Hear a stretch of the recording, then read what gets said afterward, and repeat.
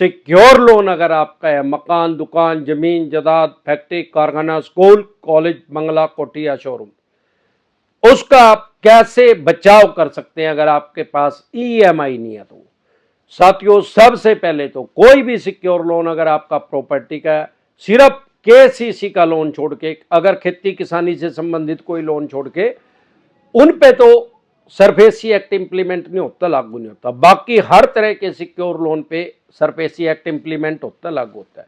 SARFAESI act है क्या चीज? अगर आपकी 5-4 ईएमआई रुक गई हैं, 3 भी ईएमआई रुक गई हैं, तो आपके पास सरफेसी एक्ट का नोटिस आ गया होगा 13(2) का। उसके बाद 2 महीने का टाइम दिया, फिर एक 13(4) का आ गया होगा, सिंबॉलिक पोजीशन का। ये है क्या चीज? जैसे कि नाम से ही पता लग रहा है, सरफेसी एक्ट 2002, इसके बारे में विस्तार से बात करेंगे। साथियों, अगर आपके पास पैसे हैं तो इनके दे दे और मरे सांप को अपने गले से निकाल ले। नहीं पैसे हैं तो राहु केतु ग्रह तो क्या करेगा, दुनिया का कोई ग्रह धरती पे आके आपका कुछ नहीं बिगाड़ सकता। जैसे कि सरफेसी एक्ट 2002, साफ पता लग रहा है कि 2002 में एक कानून बना। उससे पहले क्या था भाई? सन 70-80 के दशक में भी तो लोग फैक्ट्री, कारखाना, मकान, दुकान, फैक्ट्री या जो भी कुछ कारखाने भी लगते थे, कोठी भी बनती थी, बंगले भी बनते थे, तब भी लोन होता था। अब तब तो सरफेसी एक्ट था नहीं, तब भी बैंक के पास राइट्स थे भाई अपना पैसा रिकवर करने के। लेकिन तब अगर ईएमआई डिफॉल्ट हो जाती थी तो बैंक को सिविल कोर्ट में जाना पड़ता था उस आदमी के खिलाफ। और सिविल कोर्ट में प्रक्रिया बहुत लंबी है हमारे देश में, क्योंकि 140 करोड़ तो पॉपुलेशन है आज की डेट में, और लंबा टाइम लग जाता था, बैंक का पैसा लंबे टाइम तक फंस जाता था। अवस्था बहिष्कार की जननी है, 2002 में सरफेसी एक्ट बना, जिसने बैंक एनबीएफसी कंपनी को ये राइट्स दे दिए, अधिकार दे दिए कि अब उसको कोर्ट में जाने की जरूरत ही नहीं आपकी प्रॉपर्टी को ऑक्शन करने के लिए। क्योंकि 70-80 के दशक में तो एनबीएफसी कंपनी तो थी नहीं, नॉन बैंकिंग फाइनेंस कंपनी, लेकिन अब आ गई हैं 2002 के बाद, तो वो उसके ऊपर भी इंप्लीमेंट हो गया, लागू हो गया। अब क्या है आज की डेट में, 2002 से लेकर आज तक 24 आ गया, 22 साल में पिछले। अब किसी भी बैंक एनबीएफसी कंपनी के अगर आप 3 ईएमआई डिफॉल्ट करोगे तो वो उसको एनपीए में डाल देगा, नॉन परफॉर्मिंग एसेट। उसके बाद वो सरफेसी एक्ट का नोटिस आपके पास इशू कर देगा, 13(2) का 13(2) का। उसमें वो आपको 2 महीने का टाइम देगा, भाई 2 महीने के अंदर अंदर आप पैसे चुका दो। अगर आपने नहीं दिए 3 महीने के बाद तो सरफेसी एक्ट आपके ऊपर इंप्लीमेंट हुआ, लागू, उससे पहले इंप्लीमेंट नहीं हो सकता, तो टोटल 5 महीने हो गए। उसके बाद वो 13(4) का नोटिस इशू कर देंगे, आपको 1 महीने का टाइम देंगे, यानी टोटल 6 महीने हो गए।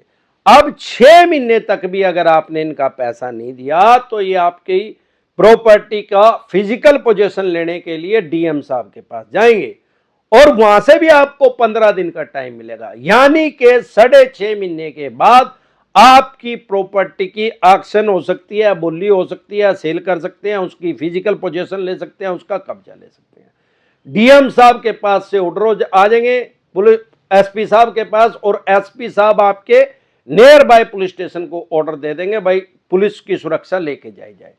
और इस बैंक या एनबीएफसी कंपनी को इस आदमी के मकान, दुकान, जमीन, जायदाद, फैक्ट्री, कारखाना, स्कूल, कॉलेज, जो भी इसने मॉर्गेज करके, गिरवी रख के, रहन रख के पैसा लिया, उसकी पोजीशन दिलाई जाए, कब्जा दिलाया जाए।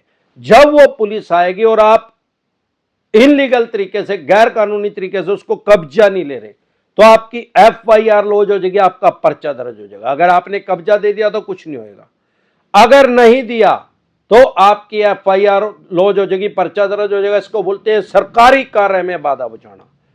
तो वो जो भी लेडीज पुलिस भी आएगी, जेंट्स पुलिस भी आएगी। लेडीज पुलिस अगर कोई लेडीज गड़बड़ करेगी, रुकावट पैदा करेगी तो पकड़ लेगी, और जेंट्स कोई करेगा तो जेंट्स पुलिस। ये तो है इनकी कानूनी प्रक्रिया सरफेसी एक्ट की। बीच में जब ये 13(2) का नोटिस इशू करेंगे, जैसे ही ये 13(4) का नोटिस इशू करेंगे, सिंबॉलिक पोजीशन का नोटिस इशू कर देंगे। प्रतीकात्मक कब्जा, मतलब मौके पे तो कब्जा नहीं लिया, मतलब देखने में नोटिस लगा देंगे भाई ये प्रॉपर्टी मारी है। अब उसकी एक मार्केट वैल्यू लगा देंगे, भाई इतने की है, और आपके जो लोकल न्यूज़पेपर है उसमें निकलवा देंगे, भाई इस तारीख को इसकी एक्शन होएगी, बोली होएगी, सेल करेंगे हम इसको।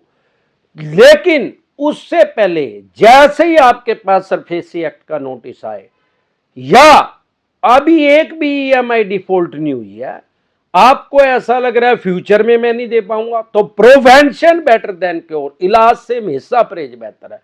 अगर 3 ईएमआई डिफॉल्ट हो गई है तो इसको मैं बोलता हूं लोन की कैंसर।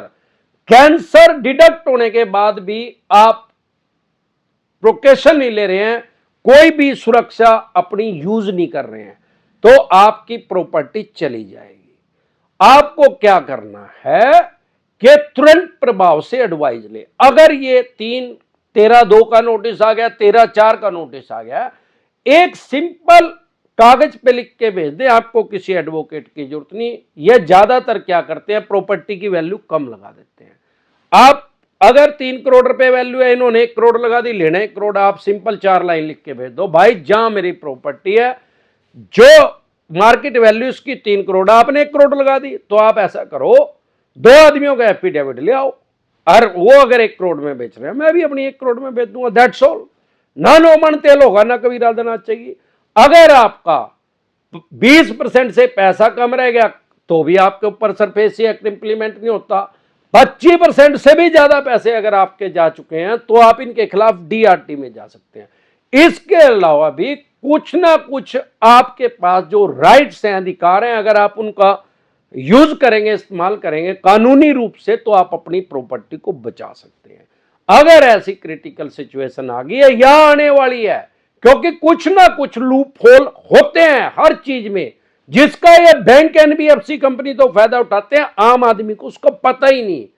तुरंत प्रभाव से एडवाइज लें, प्रिवेंशन बेटर देन क्योर, इलाज से हमेशा परहेज बेहतर है। अगर आप हमारे से पर्सनल मीटिंग करना चाहते हैं, पर्सनल एडवाइस लेना चाहते हैं, 5 स्टेटों में हमारे ऑफिस है। दिल्ली से देख रहे हैं तो सीपी में पर्सनल मीटिंग कर सकते हैं, हरियाणा से देख रहे हैं कुंडली में कर सकते हैं, मुंबई से देख रहे हैं तो गोरेगांव में कर सकते हैं, पंजाब से देख रहे हैं लुधियाना में कर सकते हैं, गुजरात से देख रहे हैं अहमदाबाद, दिल्ली दरवाजा में कर सकते हैं। हमारे से पर्सनल मीटिंग करने का क्या प्रोसेस है, आपको पहले अपॉइंटमेंट लेनी होगी या टेलीफोनिकली भी एडवाइस लेनी है तो भी आपको अपॉइंटमेंट लेनी होगी। हमारे से अपॉइंटमेंट लेने के लिए आप हमारी टीम से संपर्क कर सकते हैं।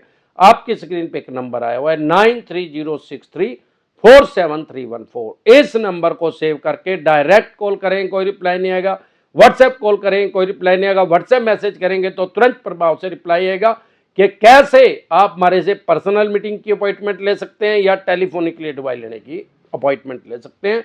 यह नंबर मेरी टीम के पास होता है। एक बार जोर से मिलकर नारा लगाएंगे, जय ससुराल वालों की।